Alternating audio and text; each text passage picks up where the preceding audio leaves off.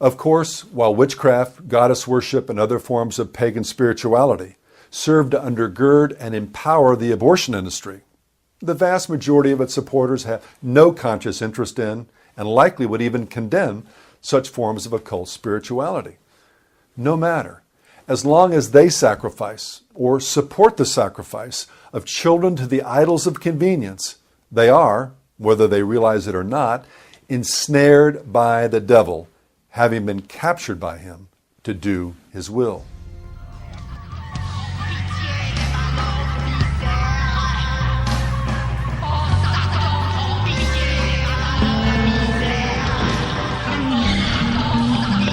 It's called bloodletting, bloodlust. You feed off of each other, cut each other with the blades. I wanted to become fully decayed in mind, soul, body, everything. I wanted to be darkness.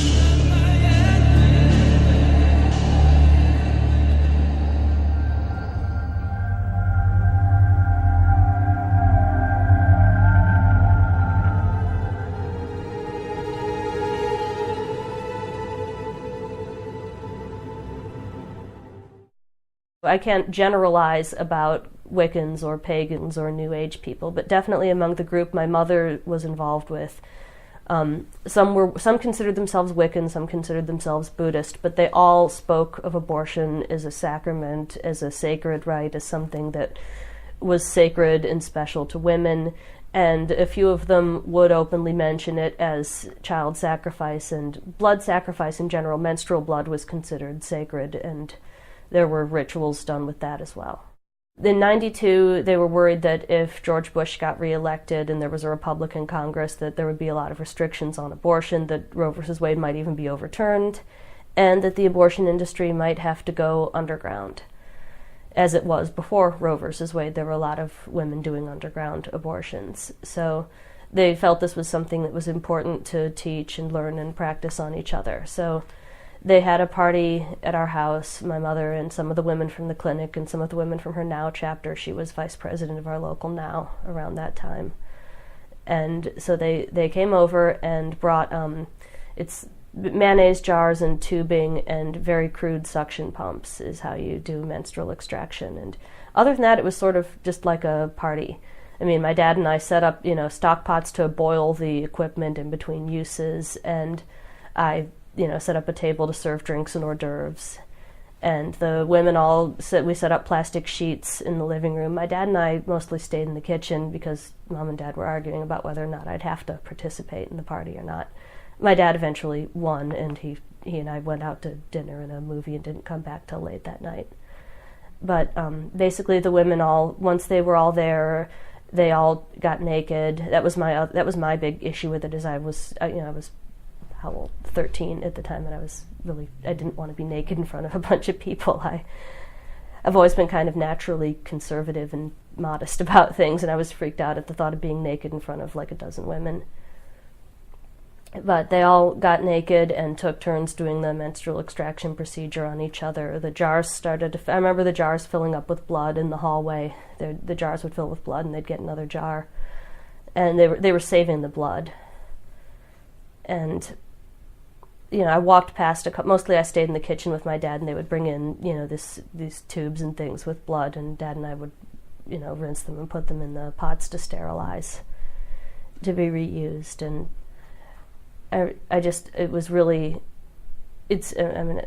it's difficult to talk about. It was strange and terrifying. They were playing, the goddess music on the stereo the whole time, and the few times I walked by to go to the bathroom or go to my room for something, I could see them in there, a dozen or so naked women starting to get covered with blood. They were smearing the blood on each other in patterns and symbols, and mostly the blood was getting saved, and the clinic people took it with them when they left. And the next day, when my dad and I got home, it was really late at night, and the bloody sheets were still everywhere. My mother had gone to bed, and we folded up all the bloody stuff, and we drove it to some unlocked dumpster behind an office building and threw it in and drove away.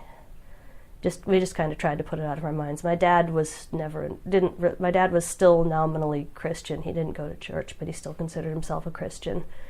And he just kind of withdrew during all this and eventually left.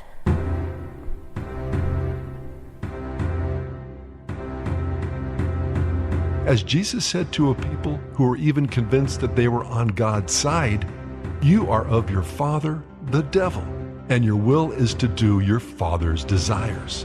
He was a murderer from the beginning." But there's another spiritual dynamic feeding into the abortion industry that we should also consider. The late 19th and early 20th centuries saw a growing interest in Eastern mysticism, pagan spirituality, and even occultism, particularly among the liberal elite in the West.